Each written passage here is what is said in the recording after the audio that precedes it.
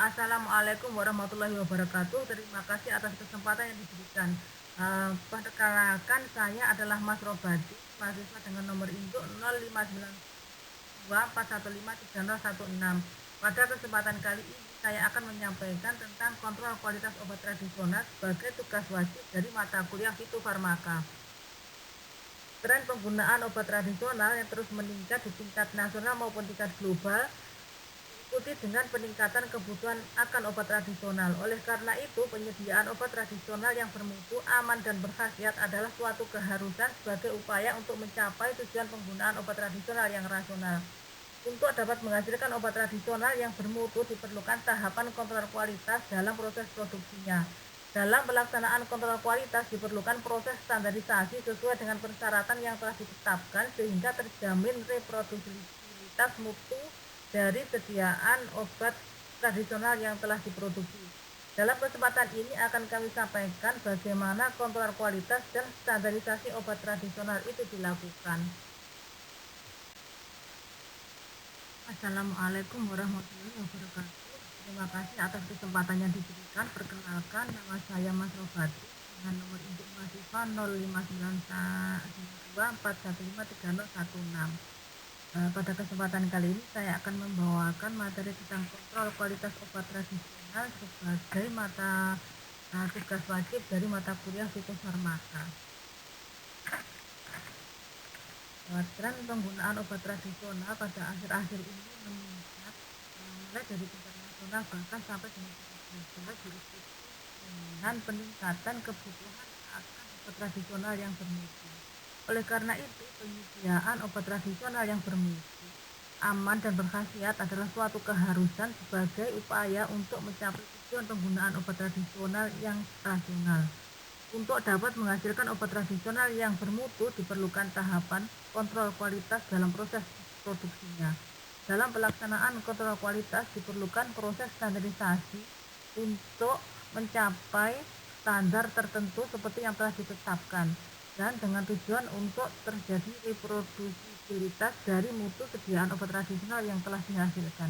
Dalam kesempatan ini akan kami sampaikan bagaimana kontrol kualitas dan standarisasi obat tradisional itu dilakukan.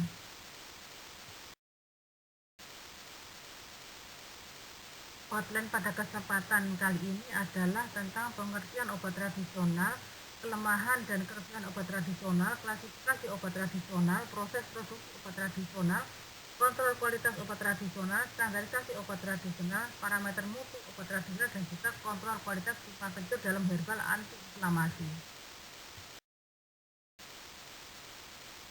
Obat tradisional adalah istilah yang sudah tidak asing lagi dan sudah sangat familiar terdengar di masyarakat. Berdasarkan Undang-Undang Kesehatan Nomor 36 Tahun 2009, yang dimaksud dengan obat tradisional adalah bahan atau ramuan bahan yang berupa bahan tumbuhan, bahan hewan, bahan mineral, sediaan harian atau gelenik, atau campuran dari bahan tersebut yang secara turun-temurun telah digunakan untuk pengobatan dan dapat diterapkan sesuai dengan norma yang berlaku di masyarakat. Dalam perkembangannya, obat tradisional ini kebanyakan merupakan ramuan yang berasal dari beberapa tumbuhan obat, sehingga istilah obat tradisional juga dikenal dengan nama obat herbal. Dalam perkembangannya juga obat tradisional ini sering digunakan untuk mereka yang tidak bisa lagi atau tidak bisa menggunakan obat modern, dan juga pada kondisi ketika penggunaan obat modern sudah tidak mungkin lagi atau gagal dalam mencapai pengobatannya, sehingga obat tradisional ini juga dikenal dengan nama istilah obat alternatif.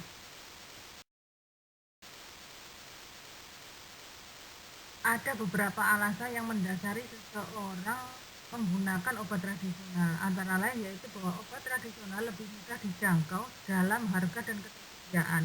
Masyarakat bisa membuat sendiri obat tradisional dengan memanfaatkan bahan-bahan yang ada di sekitarnya untuk dikonsumsi sendiri untuk mempertahankan dan menjaga kesehatannya. Berikutnya adalah bahwa obat tradisional ini sudah dipercaya efektivitasnya sejak dari nenek moyang, dan juga obat tradisional ini dikenal memiliki efek samping yang minimal.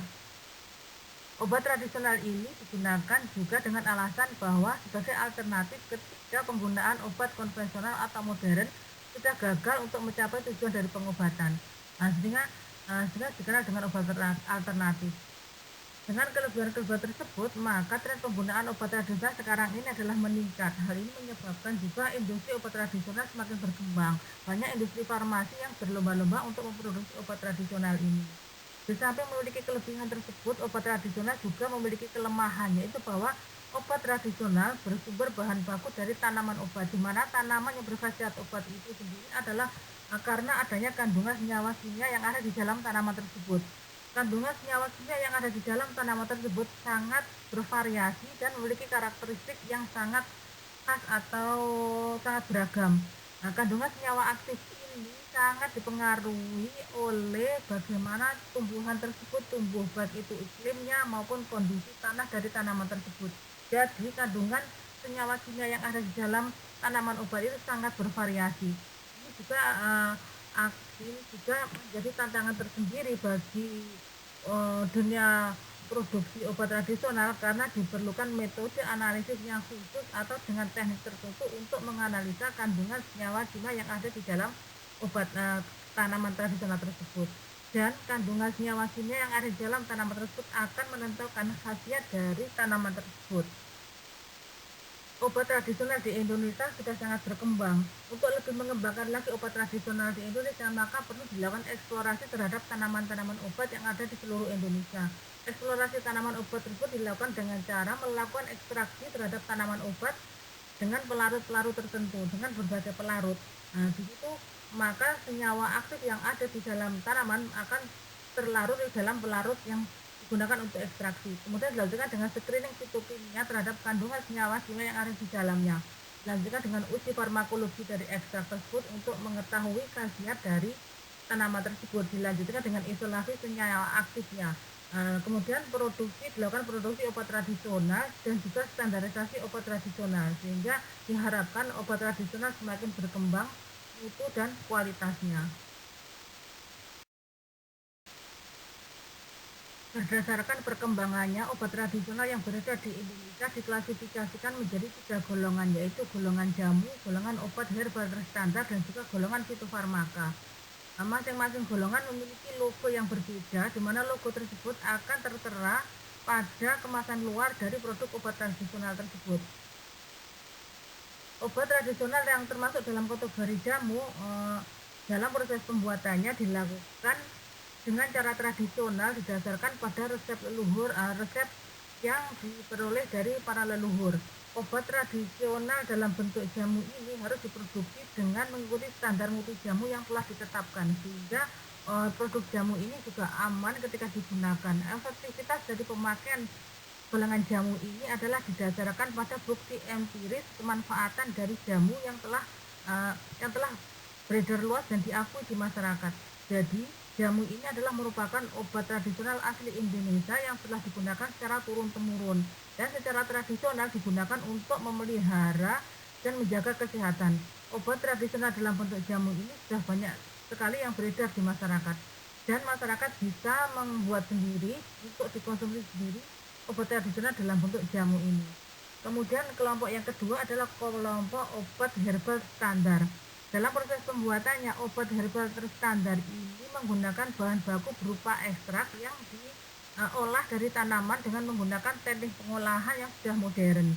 Dalam memproduksinya, obat herbal standar ini harus mengikuti standar produk standar yang telah ditetapkan, sehingga obat herbal terstandar ini aman ketika dikonsumsi. Efektivitas dari pemakaian obat herbal terstandar ini didasarkan pada data preklinik, yaitu data toksikologi dan aktivitas farmakologi yang telah diuji pada hewan coba, dan juga obat herbal terstandar ini telah mengalami standarisasi pada bahan baku dan juga proses produksinya. Kemudian kelompok yang ketiga adalah golongan fitofarmaka. Obat tradisional fitofarmaka ini seperti dengan obat herbal terstandar yang sudah mengalami standarisasi dalam produk dalam bahan baku dan juga proses produksinya. Bahan baku dari fitofarmaka ini bisa berasal dari prodrug, ekstrak, dan juga fraksi atau bagian dari ekstrak. Jumlah maksimal dari komponen penyusun fitofarmaka ini adalah 5 komponen. dalam memproduksi fitofarmaka ini harus memenuhi standar produksi obat fitofarmaka sehingga produk fitofarmaka yang dihasilkan aman digunakan. Efektivitas pemakaian dari fitofarmaka ini didasarkan pada data preklinik dan juga data klinik. Data preklinik bagaimana obat berstandar, sedangkan uji klinik dilakukan pada manusia untuk mengetahui toksikologi, farmakologi, dan efek sampingnya. Pada fitofarmaka ini sudah dilakukan sterilisasi terhadap produk jadi. Obat fitofarmaka ini telah setara dengan obat konvensional dan bisa digunakan dalam fasilitas pelayanan kesehatan konvensional bersama-sama dengan obat modern yang lain.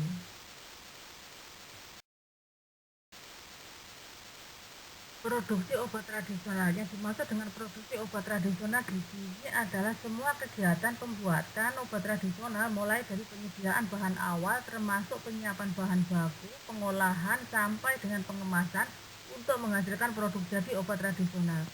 Obat tradisional ini merupakan produk yang dibuat dari bahan alam atau tumbuhan yang memiliki kandungan senyawa kimia dengan jenis dan sifat yang sangat beragam. Kandungan senyawa kimia ini sangat tergantung dari kondisi dari tanaman tersebut. Tanaman yang dibudidayakan cenderung memiliki kualitas kandungan senyawa kimia yang lebih baik dibandingkan dengan tanaman yang liar. Oleh karena itu, untuk menghasilkan obat tradisional yang bermutu diperlukan CPOTB serta kontrol kualitas, di mana penekanan pada pengolahan bahan baku dan juga proses produksinya. Quality control ini adalah merupakan salah satu aspek yang ada di dalam CPOTB untuk mendapatkan mutu produk obat tradisional yang baik. Kemudian sebagai sumber bahan baku tanaman obat yang digunakan harus benar. Harus benar ini adalah sesuai dengan taksonomi tanaman tersebut sehingga tanaman tersebut diyakini identitas dan autentiknya. Kandungan senyawa kimia yang sesuai. Jadi tanaman tersebut harus memiliki kandungan senyawa kimia yang sesuai. Tanaman yang sama berasal dari daerah yang berbeda bisa memiliki kandungan senyawa kimia dengan konsentrasi yang berbeda. Kemudian tanaman yang sama yang dipanen dalam waktu yang berbeda dalam musim yang berbeda juga akan memiliki kandungan senyawa kimia yang akan berbeda pula. Sehingga di sini diperlukan standarisasi terhadap tanaman, bagaimana proses pengolahannya setelah pasca panen supaya untuk mendapatkan keseragaman kandungan senyawa kimia yang ada di dalam bahan bakunya. Kemudian juga bagian tanaman yang digunakan adalah tertentu atau harus benar, apakah yang digunakan rimpangnya, apakah daunnya atau bunganya harus jelas, serta penanganan pasca panen juga harus benar. Penanganan pasca panen ini akan sangat mempengaruhi mutu dari kualitas Simplicia yang dihasilkan. Simplicia ini adalah merupakan bagian tanaman yang akan digunakan sebagai bahan baku obat yang bahan tersebut belum mengalami pengolahan apapun, dan jika dikatakan kecuali dinyatakan lain, Simplicia merupakan bahan tanaman yang dikeringkan. Simplicia atau serbuk Simplicia akan diekstraksi dengan pelarut tertentu untuk menarik kandungan senyawa kimia yang ada di dalam Simplicia tersebut sehingga kandungan senyawa kimia dapat tertarik ke dalam ekstrak. Ekstrak yang dihasilkan dapat berupa ekstrak cair, ekstrak kental atau ekstrak kering. Selanjutnya ekstrak tersebut akan mengalami proses formulasi dan dikemas dan dihasilkanlah produk obat tradisional. Di dalam pelaksanaan cara pembuatan obat tradisional yang baik ini terdapat aspek quality control, di mana quality control ini adalah suatu usaha untuk menjamin mutu kualitas dari produk obat tradisional yang dihasilkan. Quality control ini dapat dilakukan pada Simplicia sebagai bahan baku, ekstrak dan juga produk akhirnya, dan juga selama proses juga dilakukan quality control untuk menjaga mutu selama proses pengolahan. Kontrol kualitas dan standarisasi obat tradisional. Kontrol kualitas adalah pemeriksaan dan pengujian yang dilakukan selama proses pembuatan obat tradisional untuk menjamin agar obat tradisional yang dihasilkan memenuhi persyaratan yang telah ditetapkan. Dalam hal ini adalah berkualitas, aman, dan berkhasiat. dengan menggunakan metode analisis yang telah tervalidasi. Dan analisis ini dilakukan berdasarkan pada senyawa marker ataupun juga pada profil metabolit dari kandungan senyawa yang ada di dalam tanaman. Proses quality control ini dilakukan terhadap ekstrak sebagai bahan baku dan juga simplicia dan juga pada produk jadinya. Dalam pelaksanaan kontrol kualitas ini diperlukan proses standarisasi. Yang dimaksud dengan standarisasi di sini adalah serangkaian parameter, prosedur, dan cara pengukuran yang hasilnya merupakan unsur-unsur yang berhubungan dengan paradigma mutu kefarmasian, baik fisik, kimia, biologi maupun stabilitasnya. Tujuan dari standarisasi obat tradisional ini adalah untuk menjamin reproduksibilitas dari mutu dari obat tradisional yang dihasilkan. Dengan standarisasi ini maka akan terjamin keseragaman formula dan khasiat mulai dari bahan baku dan juga sampai dengan produk jadi.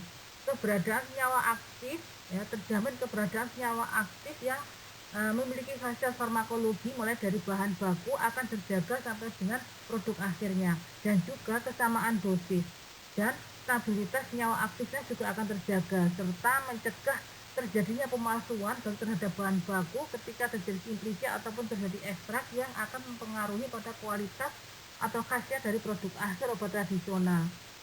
Dan dengan standarisasi obat tradisional ini maka diharapkan akan meningkatkan keyakinan masyarakat terhadap keamanan dan khasiat dari obat tradisional yang dihasilkan.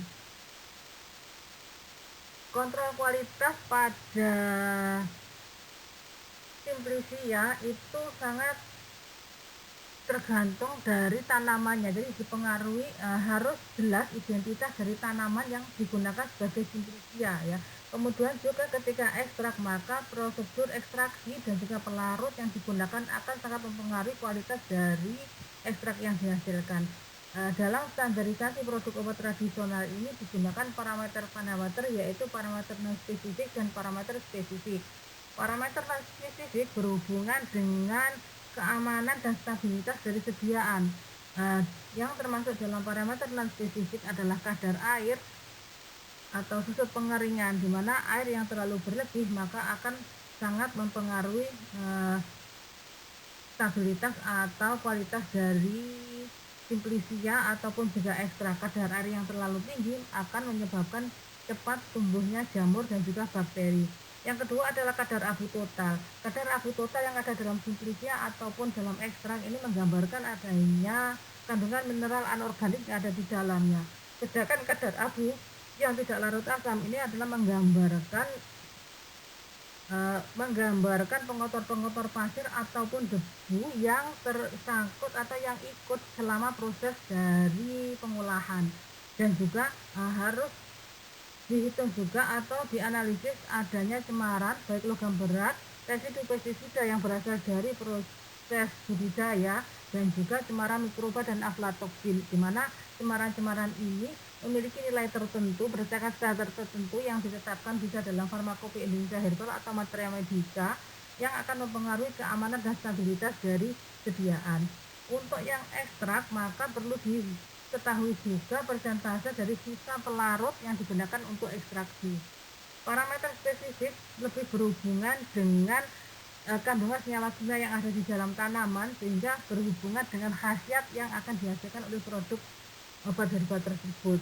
Parameter spesifik di sini adalah termasuk identitas dan kebenaran identitas dari ekstrak atau simplicia yang digunakan terkait dengan identitas dari tanaman asalnya. Yang kedua adalah organoleptik, yaitu mengamati ciri-ciri dari simplicia ataupun ekstrak yang bisa diamati dengan panca indera.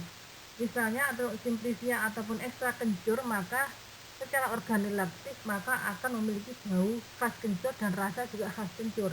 Untuk uji makroskopis bisa dilihat gambaran makroskopisnya, kemudian bisa dibandingkan dengan standar yang ada bisa di Farmakope Herbal Indonesia ataupun di Materia Medica, dan juga gambaran mikroskopis dari serbuk simplicianya juga bisa dibandingkan dengan bagian-bagiannya dibandingkan dengan standar yang ada. Kemudian juga dihitung mengenai kadar salin larut etanol, di mana senyawa-senyawa apa saja, persentasenya berapa senyawa yang larut dalam etanol, dan juga kadar salin larut air, di mana senyawa-senyawa yang larut di dalam larut air. Dan juga diketahui profil KLT. Misalnya apabila ditemukan dalam profil KLT itu adalah RF etil parametrofisinamat, maka bisa dipastikan di situ adalah ada kandungan kencur. Kemudian juga kandungan senyawa kimia dan kandungan senyawa marker apabila memiliki senyawa marker.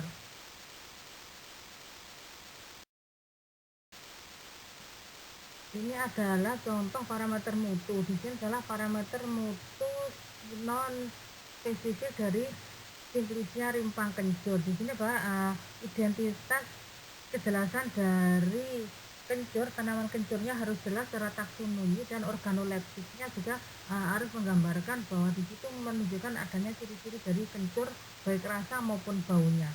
Kemudian juga makroskopis dan mikroskopisnya dibandingkan dengan standar yang pada matematika ataupun juga pada farmakopi herbal Indonesia.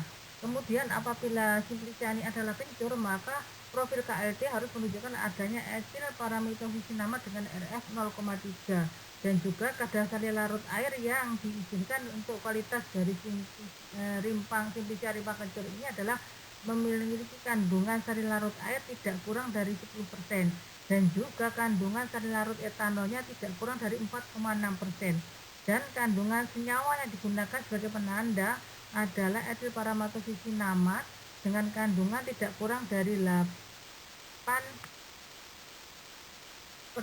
dan untuk kandungan minyak aslinya tidak boleh kurang dari 2%. Kandungan etil parametrofisinamatnya tidak boleh kurang dari 1,8%. Untuk parameter non spesifik yang menggambarkan kualitas dari rimpang kencur ini ditandai dengan pengukuran pada kadar air yang tidak boleh lebih dari 10%, juga kadar abu total tidak boleh lebih dari 8,7%, dan juga kadar abu tidak larut air tidak boleh lebih dari 2,8%. Kemudian juga pada parameter mutu ekstrak dari kencur. Di sini bahwa dalam ekstraksi kencur diharapkan randemen yang didapatkan tidak boleh kurang dari 8,3%. Kemudian juga pada pengujian secara organoleptis juga harus menggambarkan adanya kencur baik bau dan juga rasanya, karena ini adalah khas. Untuk kandungan senyawa kimianya yaitu minyak asiri tidak boleh kurang dari 7,93%, dan kandungan etil parametrofisinamat tidak boleh kurang dari 4,3% dalam ekstrak kencur. Parameter non spesifik sebagai ekstrak dari rimpang kencur ini bahwa kadar airnya sama, tidak boleh lebih dari kurang dari 10%, kadar abu totalnya tidak boleh lebih dari 0,8%, dan kadar abu tidak larut asam tidak boleh lebih dari 0,2%. Dan parameter mutu dari produk jadi ini biasanya diatur dalam peraturan Kepala BPOM nomor 23 tahun 2019. Di situ meliputi organoleptit, kadar air, cemaran mikroba, aflatoksin total, cemaran logam berat, keseragaman bobot, waktu hancur, volume terpindahkan, juga penentuan kadar alkohol. Di situ di acuan tersebut dicantumkan berapa nilai-nilai yang harus dipenuhi oleh sebagai parameter mutu dari produk jadi. Sebagai gambaran bahwa waktu hancur untuk sediaan kapsul adalah tidak boleh lebih dari 30 menit atau harus kurang dari 30 menit.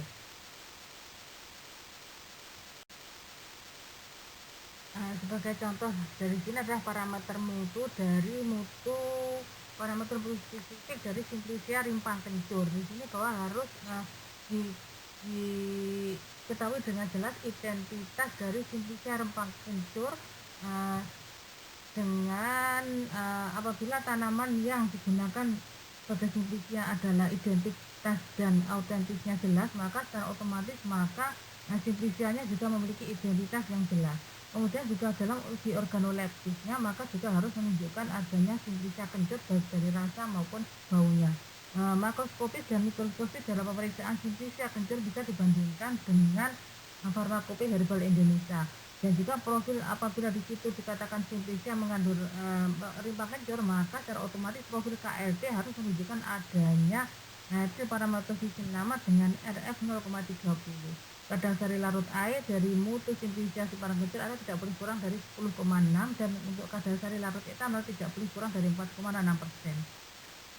Kemudian juga kandungan senyawa dalam hal ini adalah minyak atsiri yang terkandung dalam simplicia rempah kencur tidak boleh kurang dari 2,4% dan juga kandungan etil paramatoxycinamate tidak boleh kurang dari 1,8%.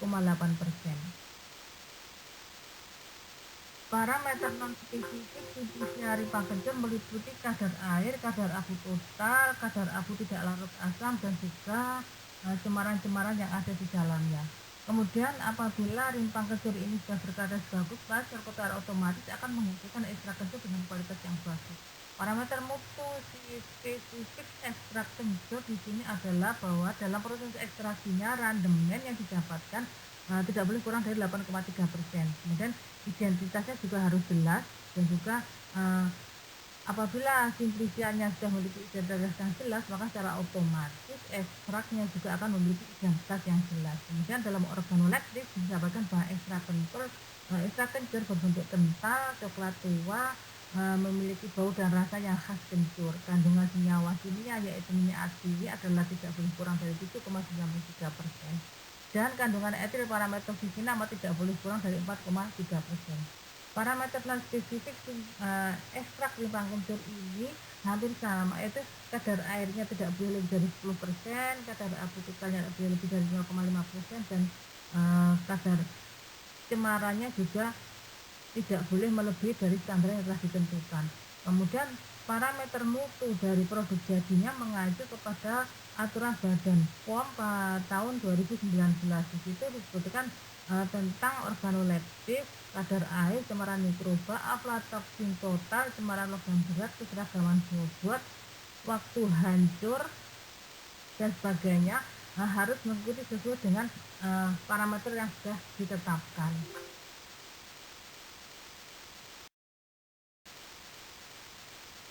Ini adalah kontrol kualitas untuk Simplicia Kaempferia galangan rhizoma atau Simplicia kencur ya. Untuk mengendalikan atau mengontrol kualitas dari Simplicia kencur maka diawali dengan pemilihan dari bahan baku berupa tanaman kencur. Jadi tanaman kencur yang dipilih adalah tanaman kencur yang sangat baik atau yang diolah atau ditanam dengan menerapkan good agricultural practices, di mana apabila tanaman budidaya menggunakan good agricultural practices, maka reproduksibilitas mutu dari tanamannya bisa terjaga. Dalam hal ini, kencur yang dihasilkan memiliki kandungan senyawa kimia yang sesuai dengan yang diharapkan. Nah, dapat dilihat di sini bahwa kandungan senyawa kimia yaitu etilsinamate dan etil paramatoxycinamate dapat ditemukan sebagai konstituen yang vital di dalamnya. Dan senyawa-senyawa yang lain ada di dalam tanaman tersebut, karena kandungan senyawa-senyawa yang ada di dalam tanaman kencur ini nanti akan menentukan khasiat dari produk akhirnya. Jadi dalam tanaman kencur ini perlu dipastikan tentang identitas dan keautentik kebenaran dari tanaman kencur dengan melihat botanical klasifikasinya atau taksonominya. Jadi nanti dibuktikan bahwa tanaman kencur ini adalah benar dan bukan salah atau bukan tanaman yang lain. Kemudian dari sini maka bisa dipastikan kalau tanamannya adalah benar dan autentik, kemudian proses kultivasinya adalah bagus, maka mutu dari kandungan senyawa aktifnya akan baik sehingga produk jadinya juga akan memiliki khasiat yang bagus sesuai dengan yang diharapkan. Ini adalah contoh tanaman dari kencur ya. Kencur ini memiliki banyak khasiat, bisa sebagai antiinflamasi, antibakteri, antimikroba. Kencur ini juga digunakan sebagai bumbu dapur dan juga sebagai bahan baku pada industri-industri yang lain. Jadi permintaan kencur di pasaran ini sangat tinggi sekali dengan harga yang cukup kompetitif, sehingga kencur ini bisa sering dipalsukan, yaitu dengan temu kunci ataupun juga dengan kunci pepet yang memiliki namanya Kaempfera pandurata dan Kaempfera rotunda, di mana temu kunci dan kunci pepet ini memiliki harga yang lebih rendah dengan kandungan senyawa kimia yang berbeda dan secara otomatis khasiatnya juga berbeda. Nah, secara kasat mata kita bisa melihat perbedaan bahwa kencur dengan temu kunci dan juga kunci pepet itu berbeda. Akan tetapi apabila dalam bentuk serbuk simplicia maka cukup sulit untuk membedakan. Maka perlu dilakukan analisa secara organoleptis dan juga makroskopis dan mikroskopisnya. Karena apabila kencur kemudian dipalsukan dengan kunci dan kunci pepet, maka secara otomatis akan terjadi inkonsistensi mutu dan juga inkonsistensi khasiat dari produk obat herbal yang dihasilkan.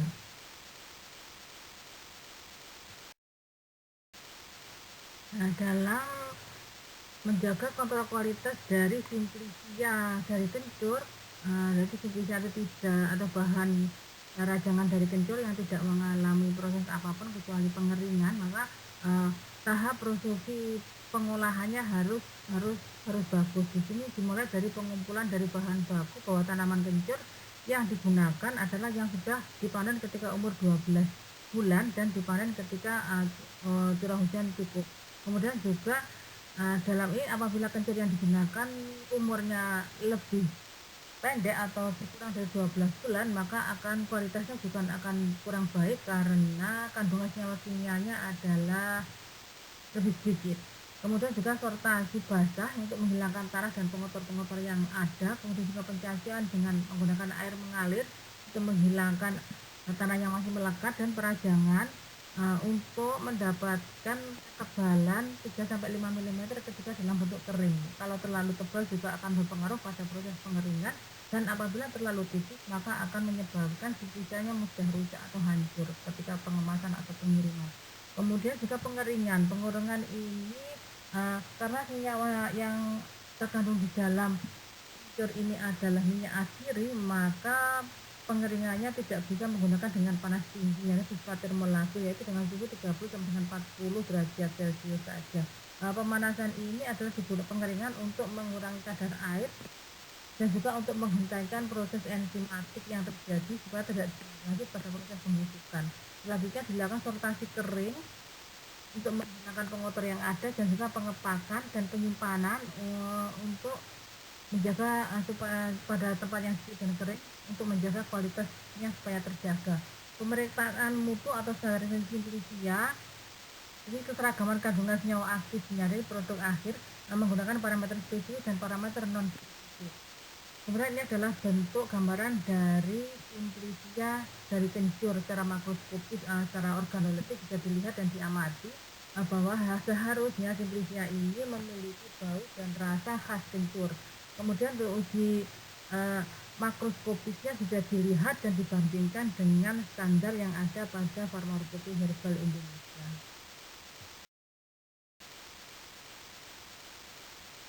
Ini adalah gambaran mikroskopis dari Simplicia kencur, tersebut Simplicia kencur, dan juga profil KLT dari Simplicia kencur, bahwa kalau Simplicia tersebut adalah kencur, maka secara otomatis di dalam hasil KLT-nya akan terlihat adanya kandungan etil parametoxycinamate dengan RF 0,3.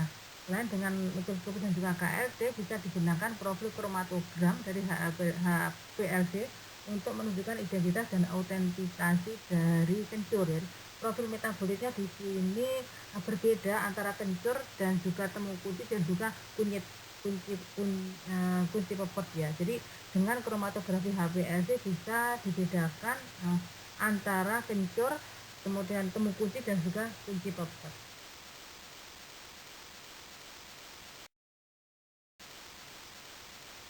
Ini adalah kromatogram dari gas kromatografi yang menggambarkan kandungan metabolit dari minyak asiri sebagai komponen kimia yang tergandung di dalam kencur ya. Jadi komponen-komponen yang ada di dalam minyak asirinya.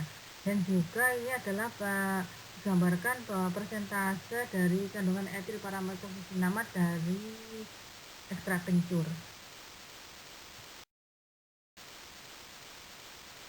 Nah, ini adalah analisis identifikasi dan autentikasi kencur dalam campuran dengan Camphoraria panhurata dan juga Camphoraria rotunda atau kunci pepet dan juga kunci temu kunci ya. Nah, analisis ini bisa digunakan untuk mengetahui keaslian dan juga kemurnian dari kencur yang akan digunakan sebagai bahan baku. Apakah kencur yang digunakan adalah 100% murni kencur ataukah kencur yang sudah tercampur dengan dengan temu kunci ataupun juga dengan kunci pebuat. Di sini bahwa hasil kromatografnya akan berbeda. Ketika kencur 100% murni, maka kromatografnya akan menunjukkan pik-pik yang tinggi, dan ketika kencur sudah berada dalam campuran dengan kunci pepet dan juga temu kunci, maka ketinggian pik dari kromatogramnya akan berkurang seiring dengan bertambahnya konsentrasi temu kunci dan kunci pepet. Dengan HPLC fingerprint ini bisa dibedakan, dilihat bahwa profil kromatogramnya berbeda. Tetapi dengan kromatografi fingerprint ini perlu digabungkan atau dikombinasikan dengan chemometric. Analisis chemometrik, yaitu di sini yang digunakan adalah potential component analysis dan juga discriminant analysis untuk membedakan ketiga spesies tersebut ketika berada dalam campuran dengan konsentrasi yang rendah. Dan analisis HPLC fingerprint dan chemometrik ini bisa digunakan untuk membedakan ketiga jenis spesies dengan sangat baik ketika berada dalam campuran dengan antara kencur dengan temu kunci dan kunci pepet, sehingga bisa digunakan untuk analisis mengetahui apakah bahan baku yang digunakan ini sudah betul-betul murni atau baik, tidak tercampur atau tidak dipalsukan dengan tanaman yang lain. Ini adalah gambaran uji aktivitas ekstrak Camphorhea galanga sebagai antiinflamasi, dan dari hasil ini dilihat bahwa ekstrak kencur memiliki aktivitas sebagai antiinflamasi.